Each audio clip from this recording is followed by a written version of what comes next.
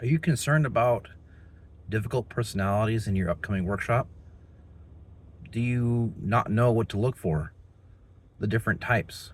Well, today in this video, I'm going to go over the top 5 difficult personalities that you're likely to encounter in pretty much every workshop, especially ones where it's a lean initiative or some kind of change is what the group is expected to go through. Hi, I'm Andrew Fraser.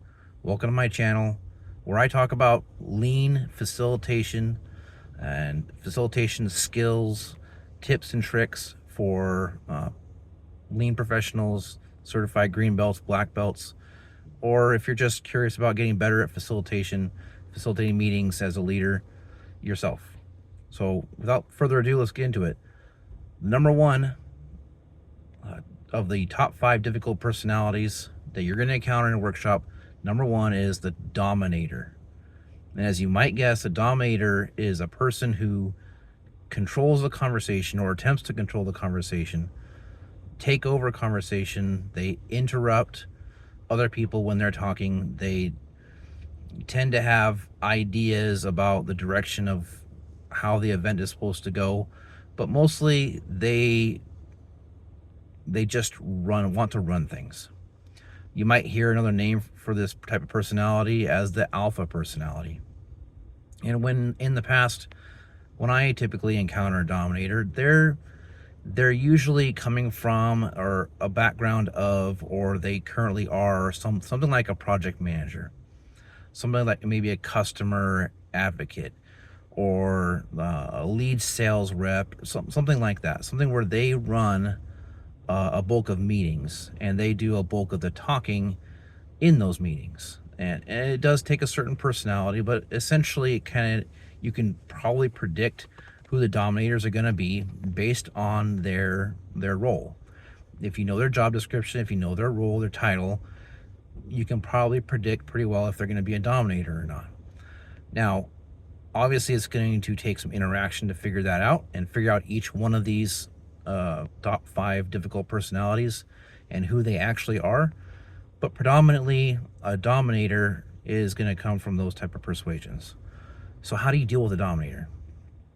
So successfully, I've dealt with a Dominator by changing up the feedback, changing up the contributions from the group, doing more split activities, what's also called alone together activities, where the group is recording their thoughts down on sticky notes, recording it on paper, taking turns, and it's basically a silent time, a time when each person has an equal opportunity to provide their voice, and then we go over it together as a group. So they're doing the feedback part of the session alone. As a group, they're all together in the same room, together in the same virtual meeting, but they're providing their feedback by themselves without being interrupted, without the Dominator potentially taking over. So that's my top tip for handling Dominators. And I recommend anyway to change up contribution methods for your group, just because it creates more engagement. They're used to probably sitting in groups all together, all providing feedback at the same time, fighting for voice time. So I recommend changing up contributions anyway. So the second of the top 5 difficult personalities that you're going to encounter at workshops is the wanderer. The wanderer. This is someone who when they start to talk gets quickly off subject. They bring up stories from their past that's possibly relevant. Most likely, most of the details they want to share is not relevant. They will keep going unless they're interrupted. And here's the key about the wanderer. You can interrupt a wanderer. A wanderer knows they're a wanderer, and it's typical for people to interrupt them anyway. It's not, you don't do it impolitely. You do it as politely as you possibly can, but they understand at a base level that they tend to wander. They tend to go off subject. They tend to ramble. A rambler is another way to look at or think of a wanderer as. So when handling a wanderer, give them the space And when they've basically taken up enough breathing room and time of the group, you can politely interrupt them to ask them to summarize their points or to put it on a sticky note. Hey, Joey, if you were to bulletize that, if you were to put just, one bullet point on what you're trying to get across, what would that be? Great. Now put it on a sticky note for me, and then move on. They will not be offended at all. They got their chance to record their thought. They got the chance to speak, and I guarantee you they won't feel put out at all. So that's the wanderer. The third most difficult personality you're going to encounter in a workshop or in a lean event is the observer. And as it sounds, the observer is someone who is there and wants to participate, but they're not completely there. They were maybe told to be there. They were voluntold to show up, or they did want to be a part of it, but mainly because they wanted to receive. They wanted to see what's going on. They wanted to learn. They're more curious about learning than they are about contributing. And in order to get them to cross that line from being a non-participant into being a participant, the best way that I've found to do that is when after you identify an observer, someone who's low on the participant scale, is engage them in a one-on-one. Take a break time and just engage them. They need to feel like you see them, you know they're there, and you recognize that they are not contributing the same as other people. And if it's not necessarily guilt that takes over, I wouldn't call it that, but I would say that they are convicted to maybe show up a little better.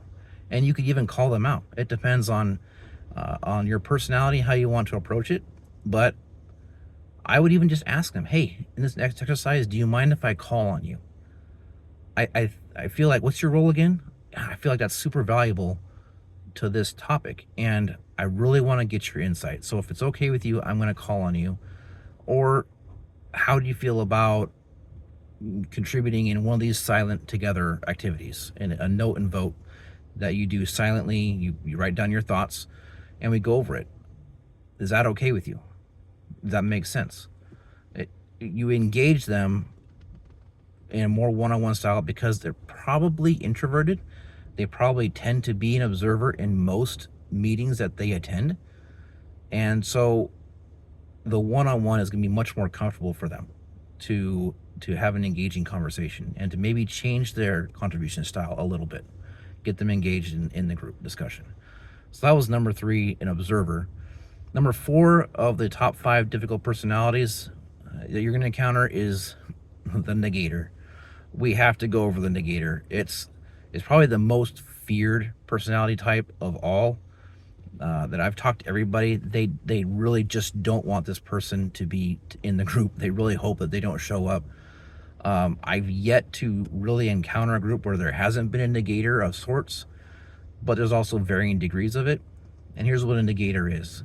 They are someone who has a negative opinion about the event, and a negative opinion about the workshop. Maybe they have some real doubts about being able to achieve the goals or the objectives of the workshop.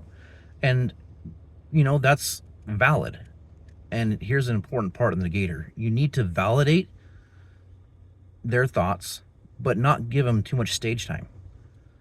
Validate that, hey, I hear you have concerns and I hear you have reservations, and then revisit the charter, revisit the objectives and the goals, point to the value that is the point of them being there, and that, hey, if you would contribute, we would actually probably overcome those problems or those hesitations that you have.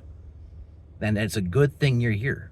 It's a great thing you're here, because now you can bring up these concerns and we can address them as a group and walk out of here with a plan.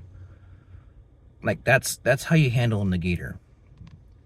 Another way to go about it is, again, going back to the contribution style changes. It's really important for most of these difficult personalities that you change up the contribution style. I think that's the one crux, and the one other real takeaway from this list is you got to change up how the group provides feedback and how the group participates. So put some work into that. Last one, number 5 of the top 5 difficult personalities you're going to find in a workshop or a lean event is the expert. The expert seems a lot like the Dominator with a twist. They don't necessarily talk all the time, but they do try to correct people. When they speak up, it's mostly with some kind of factor of correction, some kind of way of, that's not how it works. That's not how it goes. I've been down that road, and this is what happens. We've got this, and this in the way. They throw around the weight of their knowledge. They are a subject matter expert.